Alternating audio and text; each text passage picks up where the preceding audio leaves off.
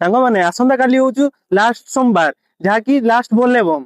ହଁ ସାଙ୍ଗମାନେ, ଆମ ହରିହର ପୀଠ ବାବା କଖାର ବୈଦ୍ୟନାଥଙ୍କ ପାଖକୁ କାଲି ଆସୁଛନ୍ତି ହଜାର ହଜାର ଭକ୍ତ। ଆପଣ ମାନେ ଆସନ୍ତି କି ନାହିଁ? ଆମ ହରିହର ପୀଠ କଣ ଖାଲି ମହାଶିବରାତ୍ରି ପାଇଁ ଫେମସ? ଆମ କାଉଡି ଭାଇଙ୍କର ଭିଡ ଦେଖନ୍ତି ତ କାଲି ଆସନ୍ତୁ, ନିହାତି ଭାବରେ ଦେଖିବେ ଆମ କାଉଡି ଭାଇଙ୍କର କେମିତି ଭିଡ। ନମ ଶିବାୟ ବାବା କଖାରୁଆ ବୈଦ୍ୟନାଥାୟ ନମ।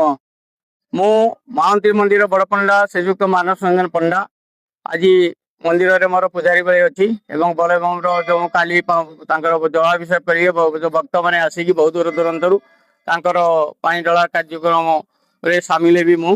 ତେଣୁ ଠାକୁରଙ୍କର ଆଶୀର୍ବାଦ, ଠାକୁରଙ୍କ କାମନା ସମସ୍ତେ ଭଲରେ ପାଣି ଢାଳି ଯାଆନ୍ତୁ। ଆଉ କାଲି ହଉଛି ଆମର ଏପଟରେ ସଂକ୍ରାନ୍ତି ଅନୁସାରେ ଆମର ହଉଛି କାଲି ଶେଷ ସୋମବାର। ଆମର ଶେଷ ସୋମବାର କାଲି ହଉଛି ଜଳାଭିଷେକ କାଲି ସମାପ୍ତ ହବ।